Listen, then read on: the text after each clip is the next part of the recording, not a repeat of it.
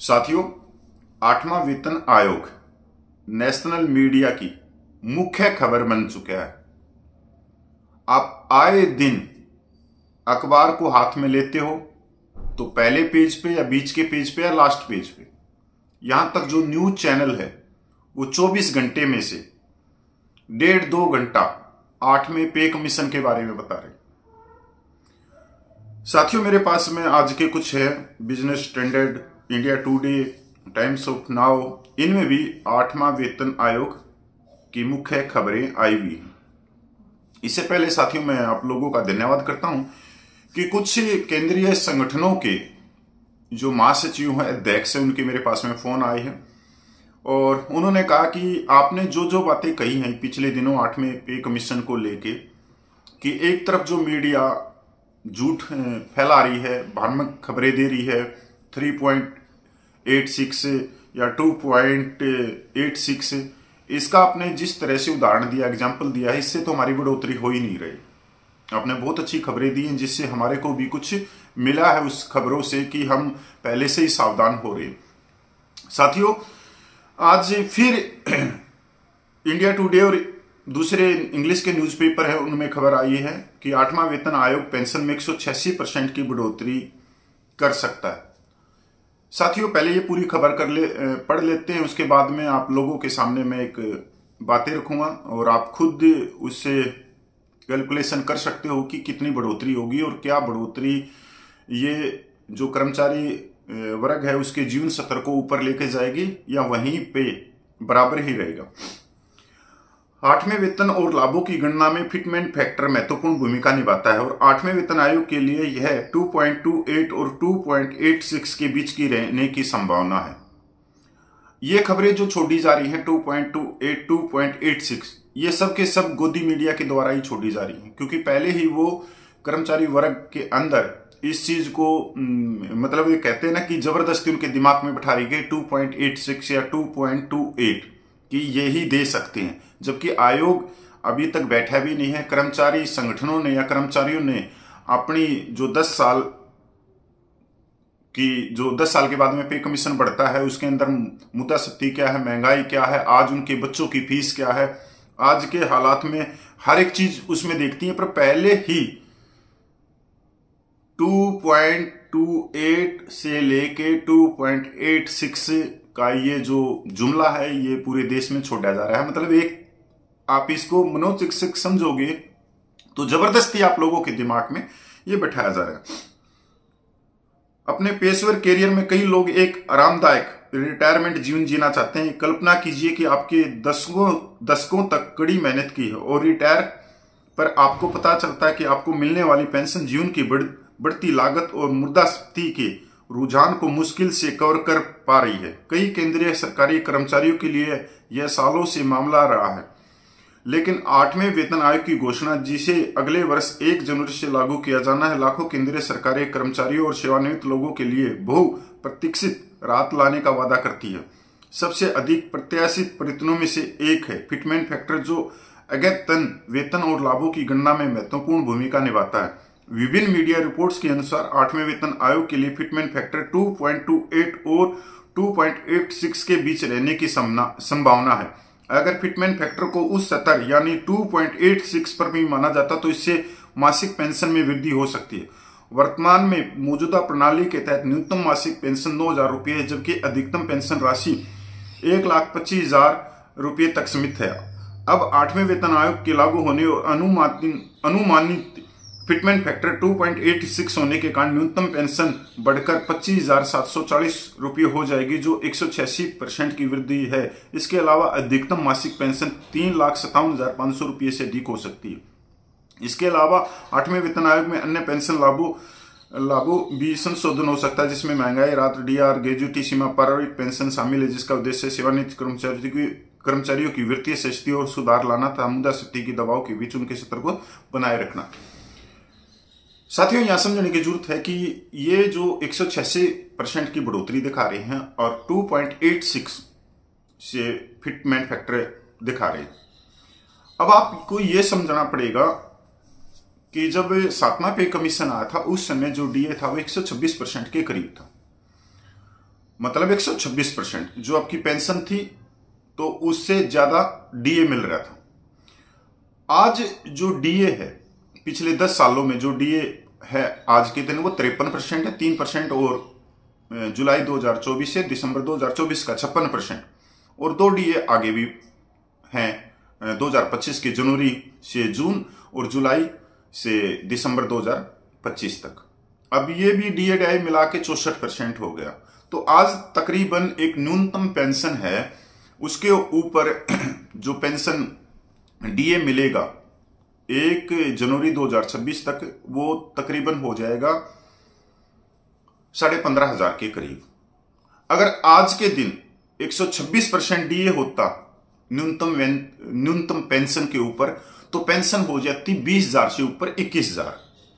अब ये भाई साहब कह रही हैं, ये नेशनल मीडिया वाले कह रहे हैं कि 186% से बुस्ट पेंशन बढ़ोतरी है, जबरदस्त पेंशन बढ़ोतरी है। पर आप ये देखो कि 10 साल में डीए कहां बढ़ा, क्योंकि जब भी वे पे कमीशन आयोग अपनी रिपोर्ट देता है उसमें डीए की भी गणना की जाती है और डीए शून्य हो जाता है। तो अब की बार जो डीए है वो बढ़ा ही आपका बहुत कम है, तो कहां बढ़ेगा? अगर 125% के करीब चला जाता है 10 सालों में, तो ये पेंशन बढ़कर होनी थी 4 पॉइंट से ऊपर जानी थी। पर ये हो रहा है कहां पे, जो डीए का वो सारा का सारा डीए आज के दिन भाई अगर इस पिछले 6 महीने का भी लगा ले तो 56% डीए है। तो 10 साल में बढ़ा कहां डीए? इसको समझना बहुत जरूरी है। ये घुमा फिरा के आप लोगों को बांधने की कोशिश की जा रही। अब आपसे मेरा एक सवाल है, 10 सालों में जो 2016 में जो स्प्लेंडर का रेट था, आज के दिन वो स्प्लेंडर का रेट क्या है? 2016 में जो अल्टो गाड़ी थी, आज के दिन वो अल्टो गाड़ी कितने की है? चलो इन बातों को भी छोड़ दो। पेट्रोल और डीजल तो हर एक घर में आता है, कोई बाइक भी होगी। उस समय पेट्रोल के भाव क्या थे और आज के भाव क्या है?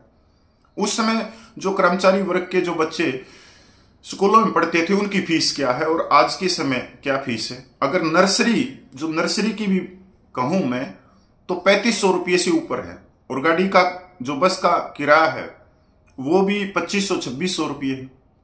यहां तक जो प्ले स्कूल है उसकी भी फीस 2000 रुपये से ऊपर गई हुई है। पर जो पे कमीशन का जो फार्मूला है वो ये कहता है कि कर्मचारियों के बच्चे ही हैं, वो वयस्क नहीं है। तो आज के दिन ये फार्मूले चलते ही नहीं। आधुनिक भारत हो चुका है। अब सबसे बड़ी प्रॉब्लम क्या है, जो डीए की गणना है वो बहुत पुराना सिस्टम है, वो सिस्टम चेंज नहीं किया गया। आज तो खैर मैं इसके बारे में बोल रहा था, आजकल तो नेशनल मीडिया भी बोलने लगी कि जो डीए का जो भी सिस्टम है वो डीए का सिस्टम अलग से होना चाहिए कर्मचारी वर्ग पर यहां पर सारी चीजों को मिला दुला कर, चाहे वो प्राइवेट सेक्टर है, चाहे अंदर के हैं, चाहे कारखाने हैं, चाहे कृषि है, उन सब चीजों को मिला के और उसको घोषित कर रहे। तो इसलिए वो डीए नीचे जा रहा है। और डीए जब तक अपनी आएगा तब तक पे कमीशन के अंदर ज्यादा पे पेंशन बढ़ने की उम्मीद कम हो जाती है, क्योंकि डीए के हिसाब से ही चलता है। अगर 126% डीए 2016 में नहीं होता तो 2.57 का फार्मूला नहीं मिलता।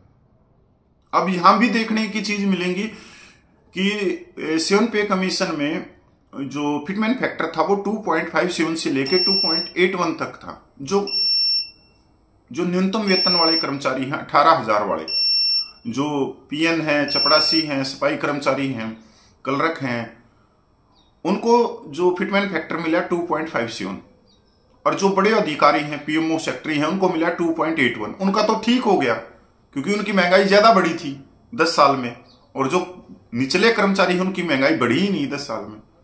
और अब की बार भी यही हो रहा है कि ये जो दिखाई जा रहा है ना मीडिया में 2.28, ये निचले कर्मचारियों के लिए लेके आएंगे और जो अपर कर्मचारी हैं उनके लिए 2.86 लेके आएंगे। अगर निचले कर्मचारी को 2.86 देते हैं तो अपर कर्मचारियों को ये जाएंगे 3 से ऊपर। तो ये भी एक भेदभाव होगा, असमानता होगी। और ये हो रहा है, ये सब कुछ जो होगा ये होगा जो मीडिया है, जो एक गोदी जमात है, वो इस तरह की चीजें उतार रही है। अब मैं भी केंद्रीय कर्मचारी हूं, पर मैं भाई पूर्व सैनिक हूं। अब आप देखो हमारे जो यूट्यूब के ऊपर है 750 से ज्यादा तो पूर्व सैनिकों के चैनल है। इतने चैनल केंद्रीय कर्मचारियों के भी नहीं है। एक पूरी जमात लगी हुई है हमारी भी, रिटायर्ड हमारे सूबेदार हैं ऑनरेडी, उन्हीं के चैनल है। वो आए दिन इस तरह के, अभी इसी चीज में वो कहने लगे थे कि 1.92 का फिटमेंट फैक्टर मिलेगा, इससे तो जो पेंशन और वेतन है वो लाखों में चला जाएगा। फिर अगले दिन वो कह रहे हैं कि 2.28 के फार्मूले से ज्यादा हो जाएगी। अब उनको यही नहीं समझ में आ रहा है किस फार्मूले से क्या होगी। मतलब उनके पीछे भी कोई ना कोई एक शक्ति है जो दिखाई नहीं दे रही, जो उनको चला रही है।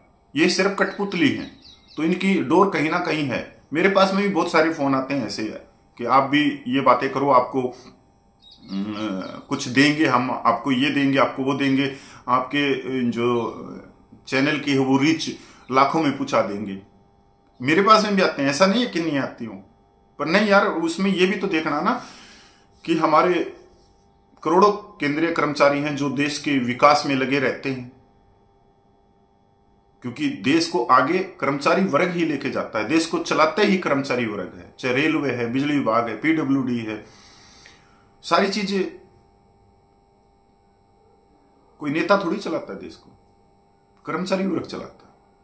तो मेरा यही सुझाव है जो केंद्रीय कर्मचारियों के संगठन है कि वो बारीकी से इन चीजों पे नजर रखें, और क्या बढ़ोतरी हो रही है 2.86 से, उनको ये भी देखना चाहिए कि 10 साल में महंगाई मुद्रास्फीति क्या है, कि 2016 में डीए क्या था और आज डीए क्या है।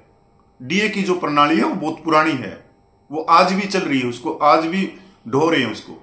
अगर आज आधुनिकरण भारत हो गया तो वो डीए की प्रणाली क्यों नहीं भाई चेंज कर रही?